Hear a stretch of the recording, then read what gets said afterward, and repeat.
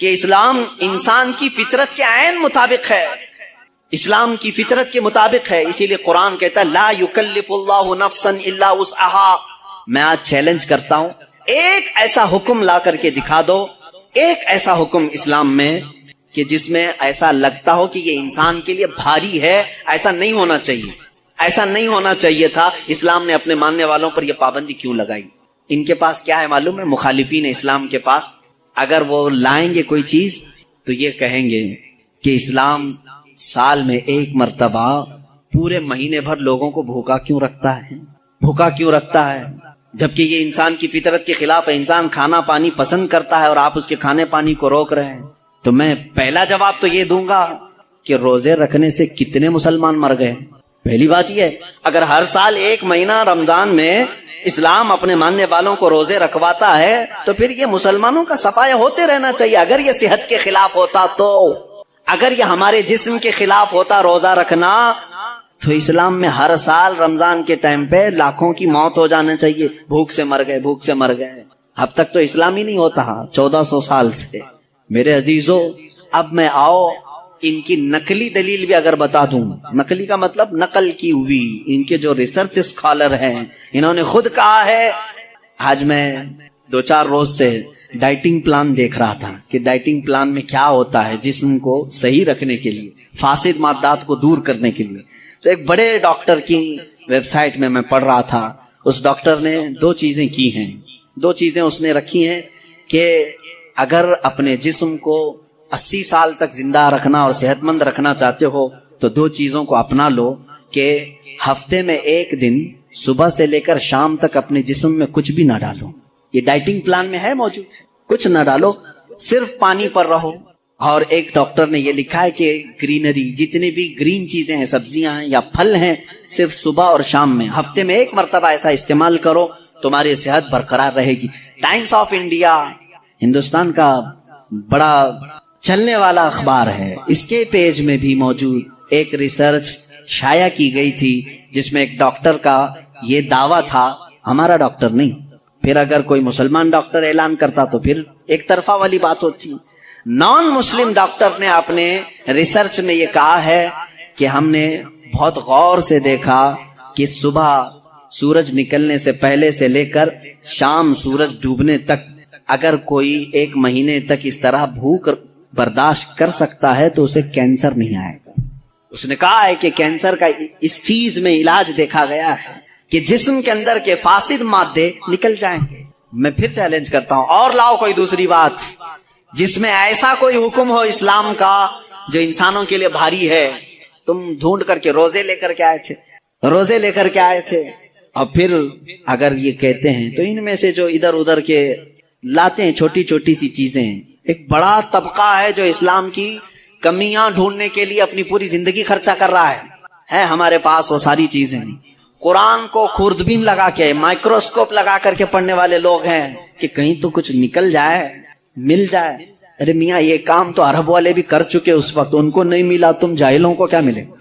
وہ عرب تھے، عربی دان تھے، وہ نہیں لا سکے اس زمانے میں. خیر، اب اسلام کی اور کون سی چیز ایسی جو بھاری لگتی ہے تمہیں؟ کون سی؟ کہا یہ کیا ہے، صبح صبح اٹھا دیتے ہیں فجر کے وقت، انسان کے لیے بھاری ہے. اور ایک مستشرق ہے، مستشرق اس کو کہتے ہیں جو اسلام کی تعلیمات پوری حاصل کرتے ہیں لیکن ہوتے یہودی اور عیسائی. اس میں سے ایک نے کہا، اعلان کیا کہ اسلام میں یہ زیادتی لگتی ہے مجھ کو کہ صبح کی نیند بہت اچھی ہوتی ہے اور اس وقت یہ اٹھا دیتا ہے. اور ان کے اوپر پابندی فرض ہے، وہ بھی ایسا نہیں کہ مستحب ہے، کرو تو چلے، نہیں کرے تو چلے. اس نے دعوے میں یہ بھی لکھا ہے کہ یہ میں اپنے سے نہیں کہتا کہ یہ بھاری ہے، بلکہ خود مسلمان بھی یہ کہتے ہیں، وہ فجر میں نہیں جاتے. اس نے سارے مسلمانوں کا حوالہ دیا اور لکھا کہ دیکھو جا کر کے ان کی مسجدوں میں فجر میں یہ لوگ نہیں آتے. اس کا مطلب ہے کہ یہ بھاری چیز ہے جو اسلام نے ان کے اوپر ڈال رکھی ہے، یہ بھاری چیز ہے اسلام نے ڈال رکھی ہے. مجھے اسی وقت فوراً یہ کلک ہوا کہ ٹھیک ہے، یہ تو ان لوگوں کی سستی اور کاہلی ہے جو انہوں نے اپنے طور پر اپنے جسم کو ایسا بنایا ہے. ورنہ فریش رہنے والے ہر انسان کو ہم نے دیکھا ہے کہ وہ فجر میں جاگنگ کے لیے نکلتا ہے. جو فریش رہنے والا ہے، جو اپنے جسم کو تندرست رکھتا ہے، ڈاکٹرز ہوں یا دیگر جو بڑے بڑے طبقے کے لوگ ہوں، سب کو ہم نے دیکھا کہ آپ ایکسرسائز کے لیے سب سے سوٹیبل وقت کون سا سمجھتے ہیں؟ تو کہتے ہیں فجر کا وقت. صبح ٹھنڈی ہوا ہوتی ہے، جسم کے اندر بہت اچھی فیلنگ آتی ہے. میرے عزیزوں بتاؤ، آخر اسلام نے اپنے ماننے والوں پر احسان کیا ہے یا زیادتی کی ہے؟ یہ اسلام چاہتا ہے کہ یہ فریش رہے، اپنی طبیعت کو خوشحال رکھے. جو نمازیں نہیں پڑھتا، جو اللہ کی عبادت نہیں کرتا، اس کو قرضہ بھی مت دو، قرض بھی مت دو. کہا کیوں؟ قرض سے اس کا کیا تعلق؟ کہا جو اللہ کا قرض نہیں ادا کر رہا وہ تمہارا کیا ادا کرے گا؟ قرض نہیں بلکہ اللہ کا فرض ہے. جو اللہ کا فرض نہیں ادا کر پا رہا ہو جبکہ وہ اس کا خالق ہے، تمہارے سے کیا تعلق ہے؟ انسانوں کا زیادہ سے زیادہ چند دنوں تک دوستی ہو سکتی ہے، یا رشتے بھی ہیں تو سانس تک. اس کے بعد کہاں تعلق ہے تمہارے؟ قیامت کے دن تو ماں بیٹے کو نہیں پہچانتی، بیٹا باپ کو نہیں پہچانتا. لیکن بندے اور خالق کا رشتہ تو ہمیشہ سے ہے اور ہمیشہ رہنے والا ہے. تم جب نہیں پیدا ہوئے تھے تب بھی تمہارا خالق اللہ ہی ہے، یعنی تمہیں نطفے سے لے کر کے یہاں تک لایا، یہاں بھی تمہارا خالق وہی ہے. قیامت کے دن جب وہ تمہیں دوبارہ اٹھائے گا تب بھی وہ تمہارا خالق ہے. خالق کا بندے سے رشتہ کبھی ختم نہیں ہوا. تو جو بندہ اپنے خالق کے ساتھ مکمل نہیں ہو سکا تو پھر وہ دوسرے کے ساتھ کیسے ہو سکتا ہے؟ دوسرے کے ساتھ اس کے کیا سلوک ہو سکتے ہیں؟ اسی لیے قرآن میں اللہ فرما رہا ہے کیا تم یہ سوچ کر کے بیٹھے ہو کہ ہم نے تمہیں خالی پیدا کیا ہے اور کیا تم نہیں لوٹائے جاؤ گے؟ ہماری طرف لائے جاؤ گے، ہر ایک لوٹائے جائے گا، ہر ایک. ابھی چند دنوں پہلے کی ایک بات ہے، ایک چھوٹا سا رسالہ، ایک لٹریچر جو گوتم بدھ کی عبادت کرتے ہیں ان لوگوں کی طرف سے تھا کہ دنیا کا ایک بہت اعلیٰ ذہن کا انسان تھا، اس نے بہترین تعلیمات دی تھی. تو اس پر کسی نے، ایک مسلمان نے نقطہ لگایا تھا اور ان سے بحث ہو رہی تھی جو بدھسٹ ہیں. وہ یہی کہہ رہے تھے کہ آپ بدھا کی جو عبادت کرتے ہیں کیوں کرتے ہیں؟ کہا کہ وہ مہان آدمی، مہان انسان ہے، مہان آدمی تھا، بڑے اچھے اخلاق تھے، بڑی اچھی تعلیمات دنیا کو دی. تو پھر پوچھنے والے نے پوچھا کہ وہ کہاں ہیں؟ کہا وہ تو چلے گئے. کب؟ کہا برسوں ہو گئے، 2500 سال پہلے تو انتقال ہو گیا، مر گئے. کہا آئے تھے اور چلے گئے. تو پوچھنے والے نے پوچھا تو یہ تو بڑے کمال کی بات نہیں، پھر ان کو لایا کون تھا اور واپس دنیا سے لے کے کون گیا؟ اگر وہ سب سے مہان ہے تو آج ہوتا اور ہم بھی اس کے پیچھے چلتے. کہا کہ وہ پیدا ہوا اور پھر دنیا سے چلا گیا. ہم یہ پوچھ رہے ہیں کون ان کو دنیا میں لایا تھا اور کون دنیا سے لے کے گیا؟ وہ بیچارہ خاموش ہو گیا. اس نے کہا کوئی تو طاقت ہوگی. کہا وہی طاقت ہر ایک کو موت کے بعد لوٹائے گی. دنیا کا چاہے سب سے بڑی طاقت کا انسان بھی کیوں نہ ہو، اسے موت ہے اور وہ اللہ کی بارگاہ میں لوٹایا جائے گا. اسی کو اللہ تعالیٰ فرماتا ہے تم کیا سوچ کر کے بیٹھے ہو کہ تم ہماری طرف نہیں لوٹائے جاؤ گے؟ تم سب کو اللہ کی طرف لوٹ کر کے جانا ہے. اس دن کو یاد رکھو، اس دن کو یاد رکھو جب یہ ساری چیزیں دھری کی دھری رہ جائیں گی اور تم آخری سفر پر نکل چکے ہوں گے اور عجیب و غریب حالت میں ہم جاتے ہیں. میرے عزیزو، یہ سارے ہمارے کپڑے، ہماری جائیدادیں، ہماری سواریاں، ہماری گاڑیاں سب رہ جاتی ہیں. آج تک آپ نے دیکھا کہ کوئی آدمی جنازے کی بجائے مرسیڈیز میں قبر میں جا رہا ہو؟ نہیں، وہ بھی 4 کندھوں پر بوجھ بن کر کے ہی جا رہا ہے. بڑی اعلیٰ قسم کی سواریاں وہ وہیں رہ جاتی ہیں، بڑے عمدہ لباس یہیں رہ جاتے ہیں. آخری سفر کا ایک مخصوص لباس ہے، ایک مخصوص انداز ہے اور ایک مخصوص طریقے سے لے جا کر کے قبر کے حوالے کر کے آ جاتے ہیں. اور اسی کو فرمایا گیا ہے کہ جس کو یہ اپنا آخری سفر یاد ہوگا اسے یہ بھی یاد ہوگا کہ میں یہاں کیوں آیا ہوں. کبھی آج تک آپ نے اپنے اندر جھانک کر کے پوچھا، کبھی سوچا زندگی میں کبھی ایسا وقت آیا کہ ابھی جیسے مثال کے طور پر مسجد میں آ کر بیٹھے، ابھی میں آپ سے پوچھوں پکڑ کر کے کیوں آئے ہو یہاں پہ مسجد میں، فوراً آپ جواب دیں گے عبادت کے لیے آئے ہو. مسجد کا کے لیے ہے، عشاء کا وقت ہو رہا تھا نماز پڑھنے کے لیے آیا، یا محفل چل رہی تھی محفل میں آ گیا. یہ تو تمہارا مقصد ہے. ہر کام کا تمہارا مقصد ہوتا ہے. کبھی یہ سوچا میں دنیا میں کیوں آیا، پوری دنیا میں کیوں آیا؟ جس نے اس سوال کا جواب حاصل کر لیا وہ معرفت کو پہنچ گیا. جو صحیح طریقے سے اس جواب کو پہنچ گیا وہ اللہ کی معرفت حاصل کر لے گا. اسی لیے میرے عزیزو آگے رب تعالیٰ فرماتا ہے أَفَحَسِبْتُمْ أَنَّمَا خَلَقْنَاكُمْ عَبَثًا وَأَنَّكُمْ إِلَيْنَا لَا تُرْجَعُونَ. حضرت موسیٰ علیہ الصلوۃ والتسلیم کے متعلق ایک بات ملتی ہے. ایک چھپکلی تھی دیوار پر چل رہی تھی. موسیٰ علیہ السلام نے پوچھا مولا اس کا کیا کام ہے، اس کا کیا کام ہے، یہ کیوں پیدا ہوئی ہے؟ چھپکلی کا ضروری نہیں کہ ہر ایک کی حکمت آپ کو معلوم ہو کون دنیا میں کیوں آیا. اللہ نے کوئی بھی چیز بغیر فائدے کے نہیں پیدا کی. رب تبارک و تعالیٰ نے ارشاد فرمایا موسیٰ تھوڑی دیر پہلے چھپکلی نے مجھ سے پوچھا کہ موسیٰ کو مولا تو نے کیوں پیدا کیا. حضرت موسیٰ علیہ السلام کا کیا کیا کام ہے. یہ ضروری نہیں کہ مخلوقات کو ایک دوسرے کی حکمتیں معلوم ہوں, ضروری نہیں ہے, لیکن اللہ تعالیٰ عبث بغیر کسی وجہ کے محض کسی کو نہیں پیدا کیا. بس اپنے مقصد زندگی کو سمجھو اور فالتو اپنی زندگی کو ضائع مت کرو. جو لوگ بیٹھے اسی طرح سے اپنی زندگی کو ضائع کر رہے ہیں ان نوجوانوں کو ایک دن احساس ہو جائے گا کتنی قیمتی چیز دنیا میں ضائع کر دیا انہوں نے, کتنی قیمتی چیز. کروڑوں کا معجون ملا کر کے بھی بڑھاپے کو جوان کر کے دکھا دو. یہ گیا وقت پھر ہاتھ آتا نہیں, سدا دور دورہ دکھاتا نہیں. آپ جس طرح سے تیزی سے اس دنیا کو کاٹتے ہوئے جا رہے ہیں, میاں ہم تو منٹ منٹ گن رہے ہیں. آج دیکھیں ہم 15 تراویح پڑھ چکے ہیں الحمدللہ. ابھی تو ہم چاند کے انتظار میں تھے. یوں ہی وقت آئے گا, اللہ آپ کو سلامت رکھے, ہماری زندگی کا بھروسہ نہیں, اگلا رمضان بھی پھر آپ بیٹھیں گے. بہت تیزی سے آپ کی زندگیاں گزرتی جا رہی ہیں اور اچانک ایک دن اعلان ہو جائے گا فلاں کا بیٹا انتقال کر چکا, جنازے میں حاضر ہو جاؤ. یہی زندگی ہے. اسی لیے عبث اپنی زندگی کو ضائع نہ کریں. جو زندگی کے لمحات ہیں ان میں کچھ نہ کچھ انویسٹ کر دو تاکہ قیامت کے دن شرمندہ ہونا نہ پڑے, ذلیل ہونا نہ پڑے, رسوا ہونا نہ پڑے. بہرحال دوسری سورہ ہم نے جو تلاوت کی سورۃ النور, سورہ نور ہے. اس میں احکام بہت سارے آئے ہیں. اس کی شروعات جو ہے وہی بہت ایک سخت ترین گناہ اسلام میں اس کے مذمت میں آئی, زنا. اللہ نے قرآن میں جگہ جگہ فرمایا وَلَا تَقْرَبُوا الزِّنَا إِنَّهُ كَانَ فَاحِشَةً وَسَاءَ سَبِيلًا. زنا کے قریب بھی مت جانا. اللہ فرماتا بے شک وہ سب سے بری چیز ہے اور سب سے برا راستہ ہے. نبی کریم صلی اللہ علیہ وسلم نے فرمایا کہ جب مومن کوئی مسلمان زنا کر رہا ہو تو ایمان کی حالت میں وہ زنا کر ہی نہیں سکتا. یہ بات یاد رکھ لو آپ, ایمان کی حالت میں کوئی زنا نہیں کر سکتا. فرمایا گیا جب زنا کر رہا ہو تو اس کا ایمان اٹھا لیا جاتا ہے. ایمان اس کے ساتھ نہیں ہوتا, ایمان اٹھا لیا جاتا ہے. ایمان اور زنا جمع ہو ہی نہیں سکتے ایک انسان کے اندر. یہ بہت سخت وعید ہے میرے آقا صلی اللہ علیہ وسلم کی حدیث پاک. ایمان کی حالت میں زنا نہیں ہوتا اور جب زنا کر رہا ہوتا ہے تو ایمان نکال لیا جاتا ہے, وہ معلق ہوتا ہے, آسمانوں پر لٹکا ہوتا ہے. زنا کی حالت میں اس کے ساتھ ایمان نہیں ہوتا. اب جو آیتیں آئی ہیں اللہ فرماتا ہے الزانیۃ والزانی فجلدوا کل واحد منہما 100 جلدہ. زنا کرنے والے مرد اور زنا کرنے والی عورت کو 100 کوڑے مارو. یہ ان کے لیے ہے جو غیر شادی شدہ ہے, اور جو شادی شدہ ہیں ان کے لیے رجم ہے. رجم کا مطلب ہے پتھروں سے اتنا مارو کہ وہ ختم ہو جائے, ان کی موت تک انہیں سنگسار کرنا ہوگا. یہ اتنی ہیبت ناک سزا ہے دنیا میں کہ دیکھو تو رونگٹے کانپ جائیں آپ کے. لیکن لوگوں کو ایسا لگتا ہے کہ ایسی اتنی بڑی سخت سزا کیوں ہے. میرے عزیزو, یہ ایک ناسور ہے, ایک کینسر ہے معاشرے کا, ایک کینسر ہے.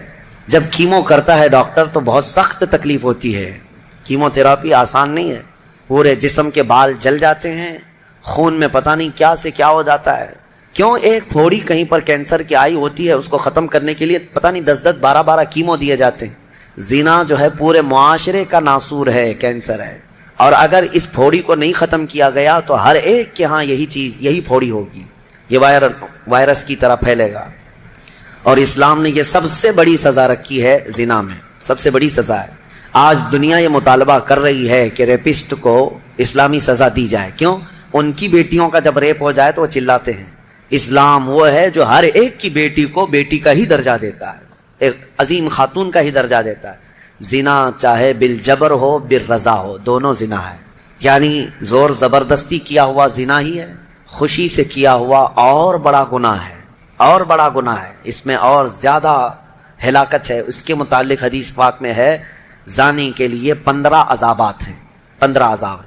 5 دنیا میں دیے جائیں گے, 5 قبر میں دیے جائیں گے, اور 5 قیامت کے دن دیے جائیں گے. یہ 15 عذابات وہ جھیلتا رہے گا زانی. 5 دنیا میں, 5 قبر میں, اور 5 قیامت کے دن. جو سب سے بڑا عذاب ہے اس کے لیے, میں نے جو سمجھا, یہ 15 کی میں اگر تفصیل بیان کروں تو بہت لمبا ٹائم جائے گا. یہ 15 عذابات کیا کیا ہیں دنیا میں؟ جیسے اس کے رزق کی برکت ختم ہوگی, اس کے چہرے کی رونق اٹھا لی جائے گی. اور جو 5 عذابات اس کے دنیا میں ہونے والے ہیں, اس طرح سے 15 عذابات میں جو سب سے بڑا عذاب میں نے جو سمجھا وہ یہ ہے کہ قیامت کے دن رب تعالیٰ اس کی طرف نظر بھی نہیں فرمائے گا. یہ سب سے بڑا عذاب نہیں ہے تو اور کیا ہے؟ اور نبی پاک صلی اللہ تعالیٰ علیہ وسلم کی بہت ساری حدیثیں ہیں کہ اللہ تعالیٰ اس کو نہ عرش کا سایہ عطا فرمائے گا اور نہ اس کی طرف نظر فرمائے گا، بلکہ یہ فرمایا کہ جنت 500 سال کی مسافت سے اس کی خوشبو آ رہی ہوگی، لیکن زانی وہ خوشبو بھی نہیں سونگھ سکے گا۔ بڑی سخت سزا ہے۔ اور میرے عزیزو، اس سورے میں اللہ تعالیٰ نے کئی مرتبہ یہ زانیوں کا ذکر فرمایا، الزانیۃ والزانی فجلدوا کل واحد منہما 100 جلدہ، 100 کوڑے مارو، ولا تأخذکم بہما رأفۃ فی دین اللہ، اور اللہ کے دین میں کوئی ہمدردی مت لینا، یہ بھی حکم ہے۔ کسی کے ساتھ نرمی مت کرنا، ایسے اگر کسی کے ساتھ ہو گیا ہے تو۔ ان کنتم تؤمنون باللہ والیوم الاخر، اللہ فرما رہا ہے اگر تم اللہ اور آخرت پر ایمان رکھتے ہو تو ذرا برابر بھی نرمی نہ لینا اس پر۔ وہ اور دوسرا ایک اور سخت حکم یہ ہے، وَلْيَشْهَدْ عَذَابَهُمَا طَائِفَةٌ مِّنَ الْمُؤْمِنِينَ، زانی اور زانیہ کو چپکے سے کہیں سزا مت دے دینا، بلکہ اللہ فرما رہا ہے ان دونوں کے عذاب پر پورے مومنوں کو گواہ بناؤ، سب کے سامنے ان کی سزا ہو۔ آپ کو پتا ہے نبی پاک صلی اللہ تعالیٰ علیہ وسلم کے صحابہ میں حضرت ماعز اسلمی کا نام ملتا ہے، ایک صحابی تھے۔ یہ ایک دن روتے ہوئے بارگاہ رسالت میں آپ صلی اللہ علیہ وسلم میں آئے، کہا آقا مجھ سے گناہ ہو گیا ہے۔ حضور نے فرمایا کیا ہوا؟ کہا کہ میں بتا نہیں سکتا۔ حضور نے پھر پوچھا بتاؤ تو صحیح کیا ہوا ہے؟ کہا بولتا ہوں تو منہ کو کلیجہ آ جاتا ہے، کلیجہ منہ کو آ جائے اس طرح کی چیز ہے میں نہیں کہہ سکتا۔ حضور نے فرمایا بتاؤ ماعز تمہارے لیے ہم ذریعے حل تلاش کر کے بتا دیں؟ انہوں نے کہا یا رسول اللہ مجھ سے زنا ہو گیا ہے۔ اتنا کہنا تھا نبی پاک صلی اللہ علیہ وسلم نے اپنا چہرہ پھیر لیا، صحابی ہیں حضور کی، خطا ہو گئی میرے آقا لیکن آیا ہوں آپ کے دربار میں۔ جب حضور نے اپنا چہرہ پھیر لیا اب بچا کیا تھا؟ اب وہ رونے گڑ گڑانے لگے، قدموں میں گر گئے، اتنا روتے رہے اتنا روتے رہے۔ اسی کو شاید امام اہل سنت فاضل بریلوی نے ترجمانی میں اشعار میں یوں کہا ہے، یا رسول اللہ تجھ سے جو منہ چھپاؤں تو کروں کس کے سامنے، کیا اور کسی سے توقع نظر کی ہے؟ بد ہیں تو آپ کے، بھلے ہیں تو آپ کے، ٹکڑوں پہ یہیں کے پلے ہیں، رخ کدھر کریں؟ نبی پاک صلی اللہ تعالیٰ علیہ وسلم نے پھر ان کو اٹھایا اور پوچھا بتاؤ ہوش میں ہو، ہوش و حواس میں کہہ رہے ہو؟ حضور نے جب پوچھا کہا ہاں میں ہوش و حواس میں کہہ رہا ہوں۔ کہا تمہیں کوئی بیماری، کوئی غشی، کوئی نشہ تو نہیں؟ کہا نہیں میں ہوش و حواس میں کہہ رہا ہوں۔ 3 مرتبہ جب پوچھا تو انہوں نے اقرار کیا۔ صحابہ سے میرے آقا نے فرمایا دیکھو ماعز اقراری مجرم ہے، اسلام میں سزا ہے، یہ شادی شدہ ہے، لے جاؤ اس کو سنسار کر دو، سنسار کرو۔ خود میرے آقا صلی اللہ علیہ وسلم سزا میں تو نہیں گئے، صحابہ کے حوالے کر دیا۔ اب وہ مدینے میں ایک پہاڑی ہے جبل انم، وہاں پر لے جایا گیا اور پہاڑ کے اوپر سے ماعز اسلمی کو ڈھکیل دیا گیا۔ وہ لڑکتے ہوئے نیچے آئے، تھوڑا سا بہت اونچی پہاڑی نہیں ہے، وہ چھوٹی پہاڑی ہے۔ پھر وہاں سے جتنے صحابہ تھے ان سب نے پتھر مارنا شروع کیا اور سب اتنے پتھر برسائے گئے تھے کہ ماعز اسلمی کی روح نکل گئی، انتقال ہو گیا، زخمی حالت میں تھے۔ جب واپس آئے میرے آقا صلی اللہ علیہ وسلم غمگین تھے۔ اس وقت صحابہ سے پوچھ رہے تھے بتاؤ ماعز کے ساتھ کیا کیا تم نے؟ کہا حضور سب ان کو سنسار کر رہے تھے۔ ایک صحابی آگے بڑھ کر کہتے میرے ہاتھ میں اونٹ کی ہڈی تھی، وہ لے کر کے میں نے مارا تو ماعز کی کھوپڑی پر لگ گیا، خون کا فوارہ اچھل کر میرے بدن پہ آیا۔ میں نے یہ کہا یہ کس پاپی کا خون لگ گیا، یہ کس خطا کار کا خون لگ گیا؟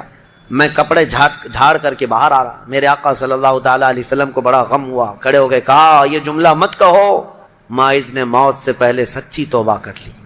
سزا تو دینی ہی تھی، اسلامی حکومت ہے تو سزا دی جائے گی، صرف توبہ کافی نہیں ہے۔ توبہ کر لی لیکن اب اس کے لیے برا جملہ مت کہو۔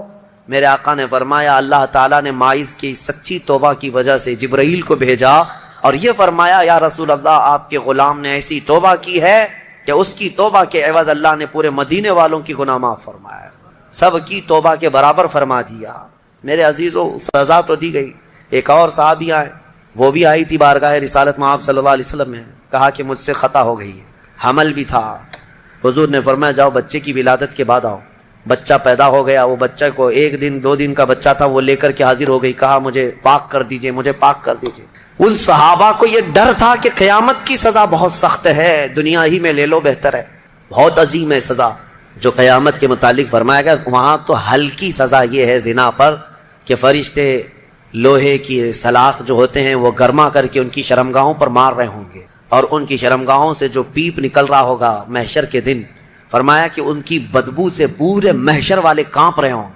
زانیوں کی جو ہلکی سزا ہے، پھر جہنم کی سزا کا تو کیا شمار ہی نہیں۔ لیکن یہ صحابیہ آئیں، کہا کہ حضور نے فرمایا بچہ ہونے کے بعد اور بچہ لے کر کے پھر آئی۔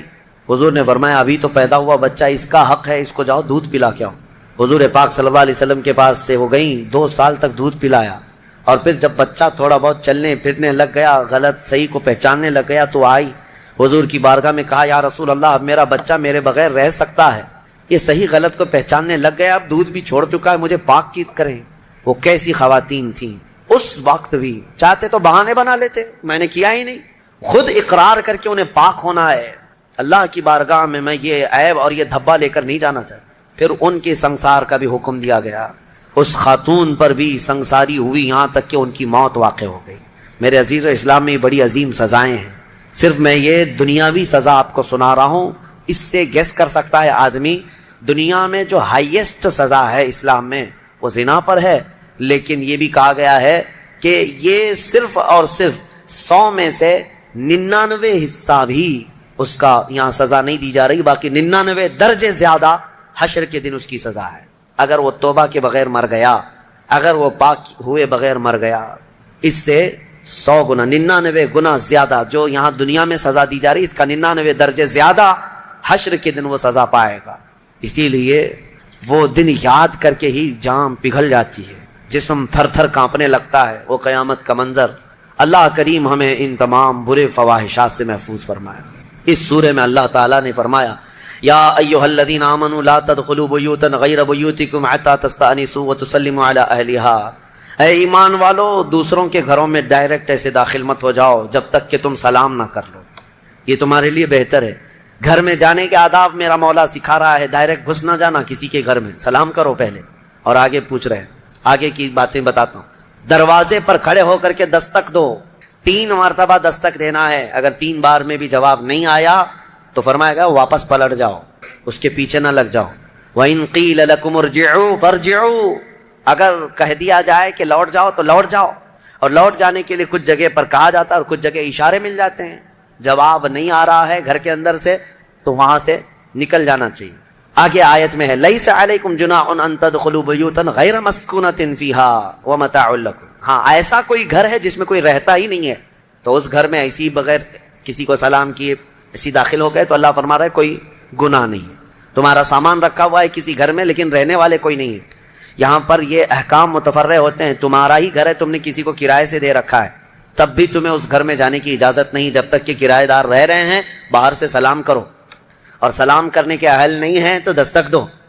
ضروری نہیں ہے کہ صرف سلام کے ذریعے ہی سے لوگوں کو پہچانا جائے، سلام کے اگر اہل نہیں ہیں وہ لوگ جو رہ رہے ہیں تو دستک دو، اس لیے کہ کون کس حالت میں بیٹھا ہوا ہے یا بیٹھی ہوئے تمہیں اندازہ نہیں۔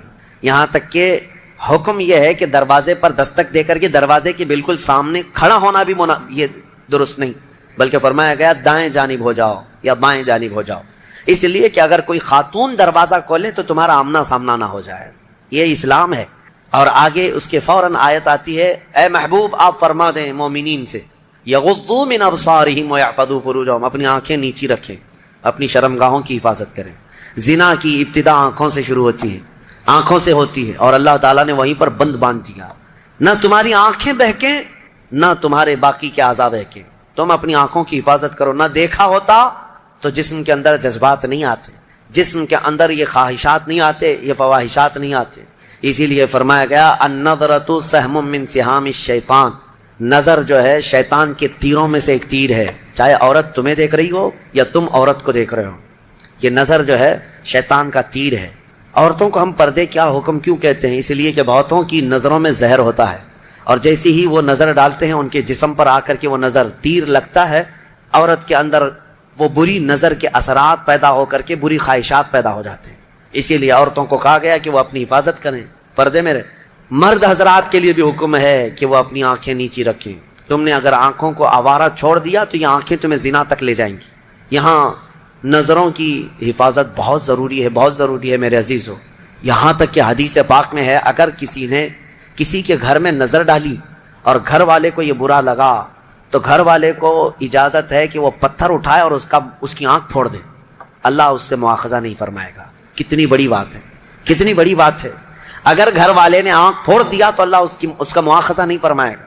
کیوں؟ گھروں کی عزت کے لیے اللہ تعالیٰ نے اتنے سخت طریقے سے قوانین بنائے۔ اسلام جو ہے سوسائٹی چاہتا ہے، یہ نہیں ہے کہ یہ یورپ امریکہ کی طرح عیاشی، کوئی کسی کے ساتھ کوئی کسی کے ساتھ، کون کس کا بچہ ہے کون کس کا باپ ہے پتہ ہی نہیں۔ اسلام میں نسب اور نسل کا بہت زیادہ اہتمام ہے، بہت زیادہ اہتمام ہے۔ جن 5 چیزوں کی حفاظت فرض ہے ہر مسلمان پر، اس میں نسب کی حفاظت بھی فرض ہے۔ سب سے پہلی چیز جو مسلمان پر فرض ہے وہ جان کی حفاظت ہے، اور ان 5 چیزوں کو پھر کبھی میں عرض کروں گا، 5 چیزوں کی حفاظت ہر مسلمان پر فرض ہے۔ اس میں جان کی حفاظت، اپنی عزت کی حفاظت اور اپنے نسب کی حفاظت فرض ہے۔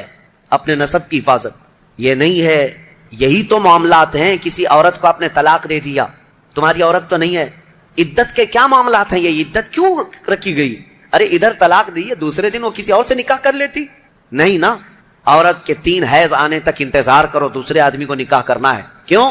اس لیے کہ پہلے آدمی کا اگر ذرا برابر بھی نطفہ باقی رہ گیا طلاق کے وقت، تو پھر اس عورت سے دوسرا مرد نکاح کر لیا تو پھر 2 مردوں کا نطفہ ایک عورت کے اندر جائے گا تو نسب میں خلط ملط ہو جائے گا، کس کا بچہ ہے پتہ نہیں چلے گا۔ عورت کو پورا پاک ہو جانے دو، کلین ہو جانے دو، تاکہ دوسرا کوئی نکاح کر رہا ہے تو یہ ثابت ہو جائے کہ یہ اس کے بعد اگر بچہ ہوگا تو یہ اسی مرد کا ہوگا۔ سائنس بھی اس بات کو تسلیم کرتی ہے کہ اگر پہلے مرد کا کوئی نطفہ یا کوئی ذرہ بھی باقی رہ گیا ہے تو عورت کو اگر 3 حیض کنٹینیو آ گئے ہیں تو سمجھ لو کہ اس کے اندر کوئی نطفہ باقی نہیں رہا، صاف ہو چکی عورت۔ اور اگر نطفہ ہوتا تو حیض نہیں آتے، حمل قرار پاتا، حمل ٹھہر جاتا، حیض نہیں آتا حمل کے دنوں میں۔ یہ اسلام ہے جو نسب کی حفاظت کر رہا ہے، اسی لیے نظروں کی حفاظت کرو اور اپنی شرمگاہوں کی حفاظت کرو۔ اس بے راہ روی کے دور میں، اس فتنے کے دور میں مسلمانوں، گھڑی گھڑی میں آپ کو یہ تنبیہ کر رہا ہوں کہ شیطان کا سب سے بڑا حربہ یہی ہے کہ وہ مسلمان کو زنا کے راستے پر ڈال دیتا ہے، اور اس لیے کہ سب سے آسان دوزخ کا راستہ یہی ہے۔ ہر مرد اور ہر عورت کے اندر خواہشات ہیں، ہر مرد ہر عورت کے اندر نفس ہے، اور وہ اس کام میں آسانی سے آ جاتا ہے۔ میں سمجھتا ہوں پوری دنیا میں الحمدللہ سب سے زیادہ زنا پر کنٹرول اگر کوئی کرتا ہے تو میرے مصطفیٰ کا غلام ہی ہو سکتا ہے مسلمانوں کے اندر، الحمدللہ۔ ہاں، جو بے راہ رو ہو چکے ہیں، جو بھٹک چکے ہیں راستہ، اور جن کو اپنے نبی پاک سے کوئی واسطہ ہی نہیں، میرا ان سے کوئی کلام بھی نہیں، میرا ان سے کوئی خطاب بھی نہیں، میں سمجھتا ہوں دنیا میں، ارے وہ کرسچین جو میری کی قسم کھاتے ہیں اور پتہ نہیں کرسمس میں کتنی میریوں کی عزت لوٹ لیتے ہیں، ہاں، پاکیزہ مریم کی قسم کھاتے ہیں نا، ہاں، وہ جو ہے میری حضرت بی بی مریم کو کہتے ہیں جو سب سے پاکیزہ عورت ہے۔ اگر سب سے پاکیزہ خاتون پر ان کا ایمان ہے تو پھر یہ کرسمس میں ہوتا کیا ہے؟ پتہ نہیں کتنی عورتیں اس دن زنا کی شکار ہو جاتی ہیں۔ تو یہ میری کی قسم اٹھانے والے ہی میریوں کو لوٹ لیتے ہیں۔ اسلام یہ نہیں ہے۔ اسلام میں نہ مسلمان خاتون کو نہ ہی غیر مسلم خاتون کو تمہیں نظر بھر کر کے دیکھنے کی اجازت ہے۔ ہاں، اگر کوئی بھٹک گیا ہے تو اسلامی حکم پر نہیں چل رہا ہے، لیکن اگر اسلام پر چل رہا ہے تو میں دعوے کے ساتھ کہہ سکتا ہوں، دعوے کے ساتھ، پوری دنیا میں اس مرض پر سب سے بہترین کنٹرولنگ کا راستہ کسی کا ہے تو وہ محمد رسول اللہ کا ہے۔